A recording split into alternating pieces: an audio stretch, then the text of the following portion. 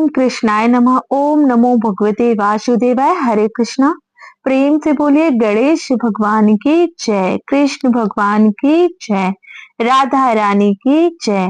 नमस्कार भक्तगण, भगवान श्री कृष्ण की कृपा आप सभी पर बनी रहे। आज हम श्रवण करेंगे मार्गशीर्ष मास महात्म्य अध्याय 10 की कथा का। मार्गशीर्ष का महीना भगवान श्री कृष्ण को समर्पित होता है।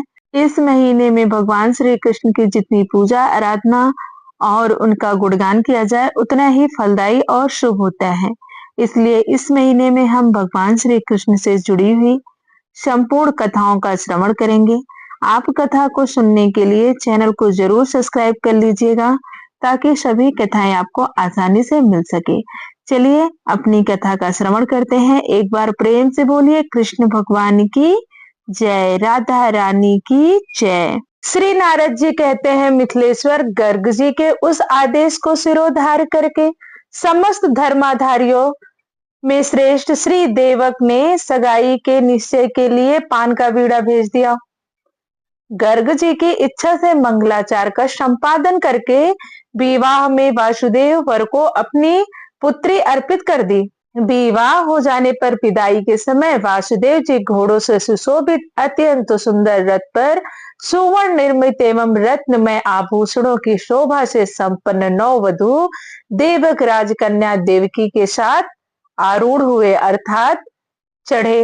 वासुदेव के प्रति कंस का बहुत ही स्नेह और कृपा भाव था।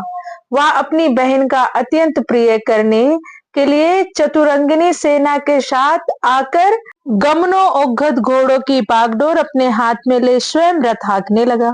उस समय देवक ने अपनी पुत्री के लिए उत्तम उपहार के रूप में 1000 दासियां, 10,000 हाथी, 10 लाख घोड़े, 1 लाख रथ और 2 लाख गौवें प्रदान की। उस विदाई की भेरी में उत्तम मृदंग, गौमुख, धनध्वरि, बीड़ा, ढोल और बेड़ू आदि वाद्यों का और साथ जाने वाले यादवों का महान कोलाहल हुआ और उस समय मंगल गीत गाए जा रहे थे और मंगल पाठ भी हो रहा था।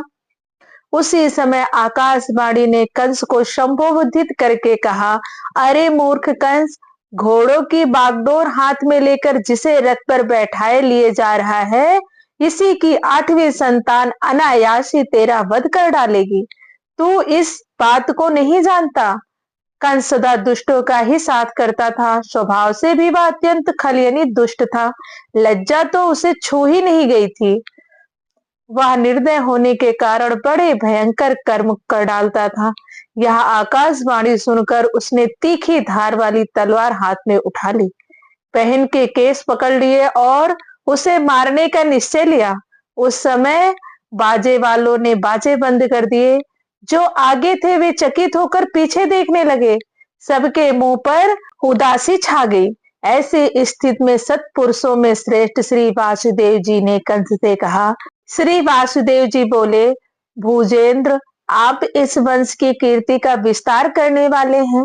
भौमासुर, जरासंध, बकासुर, वत्सासुर और बाणासुर सभी योद्धा आपसे लड़ने के लिए युद्ध भूमि में आए, किंतु उन्होंने आपकी प्रशंसा ही की है। वे ही आप तलवार से बहन का वध करने को कैसे उद्यत हो गए।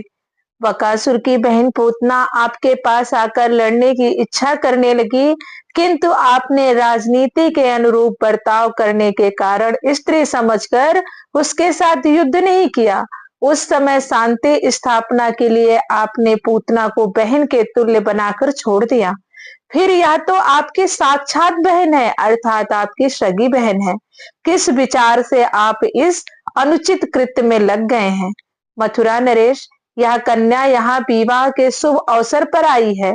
आपकी छोटी बहन है, बालिका है, पुत्री के समान दयनीय दया पात्र है।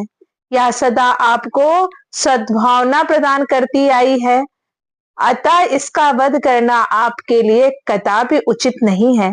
आपकी चित्तवृत्ति तो दीन दुखियों के दुख दूर करने में लगी रहती है। श्री नारद जी कहते हैं, राजन, इस प्रकार वासुदेव जी के समझाने पर अत्यंत खल और कुसंगी कंस ने उनकी बात नहीं मानी। तब वासुदेव जी, यह भगवान का विधान है, अथवा काल की ऐसी ही गति है, यह समझकर भगवत शरणान हो पुनः कंस से बोले। श्री वासुदेव जी ने कहा, राजन, इस देवकी से तो आपको कभी भय ही नहीं। आकाशवाणी ने जो कुछ कहा है उसके विषय में विचार से सुनिए। मैं इसके गर्भ में उत्पन्न सभी पुत्र आपको दे दूंगा, क्योंकि उन्हीं से आपको भय है, अतः व्यथित न होइए। श्री नारद जी कहते हैं, मिथिलेश, कंस ने वासुदेव जी के निश्चय पूर्वक कहे गए वचन पर विश्वास कर लिया, अतः उसकी प्रशंसा करके वह उसी क्षण घर को चला गया। उधर वासुदेव जी भी भयभीत हो देवकी के साथ अपने भवन को पधारे। तब नारद जी कहते हैं, राजन, कंस ने सोचा वासुदेव जी भयभीत होकर कहीं भाग ना जाएं। ऐसा विचार मन में आते ही उसने बहुत से सैनिक भेज दिए। कंस की आज्ञा से 10,000 शस्त्रधारी सैनिकों ने पहुंचकर वासुदेव जी का घर घेर लिया।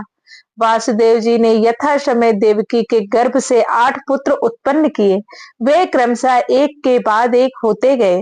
फिर उन्होंने एक कन्या को भी जन्म दिया, जो भगवान की सनातई माया थी। सर्वप्रथम जो पुत्र उत्पन्न हुआ उसका नाम कीर्तिमान था। वासुदेव जी ने उसे गोद में उठाकर कंस के पास ले गए। वे दूसरे के प्रयोजन को भी अच्छी तरह से समझते थे, इसलिए वह बालक उन्होंने कंस को दे दिया। वासुदेव जी को अपने सत्य वचन के पालन में तत्पर देख कंस को दया आ गई।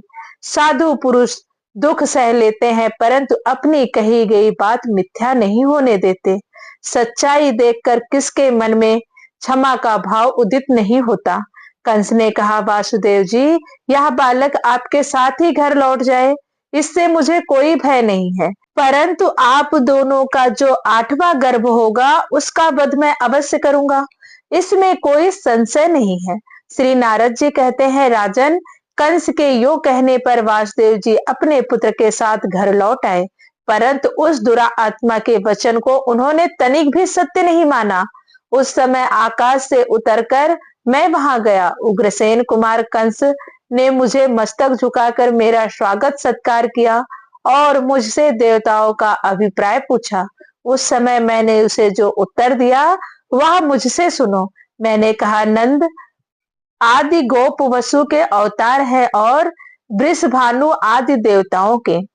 नरेश्वर कंस इस ब्रजभूमि में जो गोपियां हैं उनके रूप में वेदों की रचनाएं आदि यहाँ निवास करती हैं। मथुरा में वासुदेव आदि जो वृषि वंशी हैं वे सब के सब मूलतः देवता ही हैं। देवकी आदि संपूर्ण स्त्रियां भी निश्चय ही देवंगनाएं हैं। 7 बार गिन लेने पर भी सभी अंक 8 ही हो जाते हैं। तुम्हारे घातक की संख्या से गिना जाए तो प्रथम बालक भी 8वां हो सकता है, क्योंकि देवताओं की वामतो गति है। श्री नारद जी कहते हैं, मिथिलेश्वर, उससे यूं कहकर जब मैं चला गया तब देवताओं द्वारा किए गए दैत्य वध के लिए उद्युक्त पर कंस को बड़ा क्रोध हुआ। उसने उसी क्षण यादवों को मार डालने का विचार किया। उसने वासुदेव और देवकी को मजबूत बेड़ियों से बांधकर कैद कर दिया और देवकी के उस प्रथम गर्भजनित शिशु को शिला पृष्ठ पर रखकर पीस डाला। उसे अपने पूर्व जन्म की घटनाओं का स्मरण था, अतः भगवान विष्णु के भय से तथा अपने दुष्ट स्वभाव के कारण भी उसने इस भूतल पर प्रकट हुए देवकी के प्रत्येक बालक को जन्म लेते ही मार डाला। ऐसा करने में उसे तनिक भी हिचक नहीं आई। यह सब देखकर यदुकुल नरेश राजा उग्रसेन उस समय कुपित हो उठे। उन्होंने वासुदेव जी की सहायता की और कंस को अत्याचार करने से रोका। कंस के दुष्ट अभिप्राय को प्रत्यक्ष देख महान यादव वीर उसके विरुद्ध उठ खड़े हुए। वे उग्रसेन के पीछे रहकर खड़ग हस्त हो उनकी रक्षा करने लगे। उग्रसेन के अनुगामियों को युद्ध के लिए उद्यत देख कंस के निजी वीर सैनिक भी उनका सामना करने के लिए उठ खड़े हुए। राजसभा के मंडप में ही उन दोनों दलों के वीरों में परस्पर युद्ध छिड़ गया। वे सब लोग खुलकर एक दूसरे पर खड़ग का प्रहार करने लगे।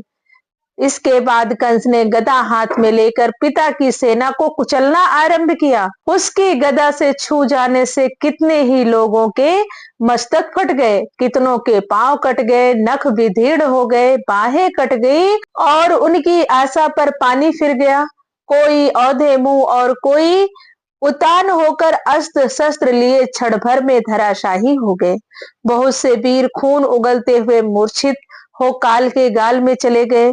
वहां इतना रक्त प्रवाहित हुआ कि सारा सभा मंडप सपरंग गया। हे राजन, इस प्रकार दुष्ट एवं मद कंस ने कुपित हो उद्भट शत्रुओं को धराशाही करके अपने पिता को कैद कर लिया।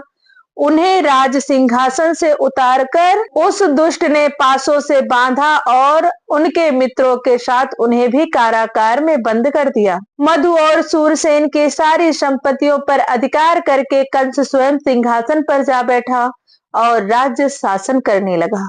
समस्त पीड़ित यादव संबंधी के घर पर जाने के बहाने तुरंत चारों दिशाओं में विभिन्न देशों के भीतर जाकर रहने लगे और उचित अवसर की प्रतीक्षा करने लगे।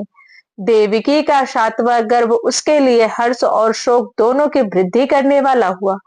उसमें साक्षात अनंत देव अवतीर्ण हुए थे। योग माया ने देवकी के उस गर्भ को खींचकर ब्रज में रोहिणी की कुक्षी के भीतर पहुंचा दिया। ऐसा हो जाने पर मथुरा के लोग खेद प्रकट करते हुए कहने लगे, अहो बेचारी देवकी का गर्भ कहाँ चला गया, कैसे गिर गया। ब्रज में उस समय गर्भ को गए 5 ही दिन बीते थे कि भाद्रपद शुक्ल षष्ठी को स्वाति नक्षत्र में बुध के दिन वासुदेव की पत्नी रोहिणी के गर्भ से अनंत देव प्रकट हुए। उच्च स्थान में स्थित 5 ग्रहों से घिरे हुए तुला लग्न में दोपहर के समय बालक का जन्म हुआ।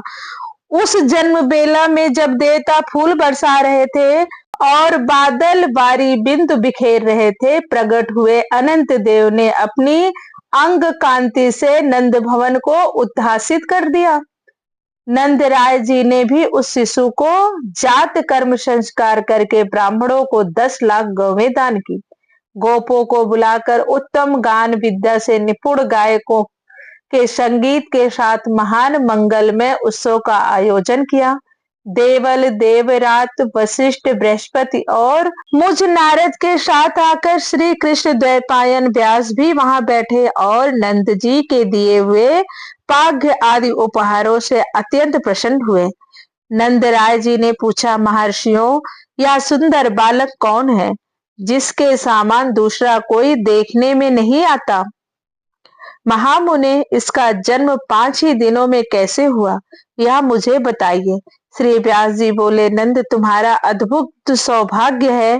इस शिशु के रूप में साक्षात सनातन देवता शेषनाग पधारे हैं।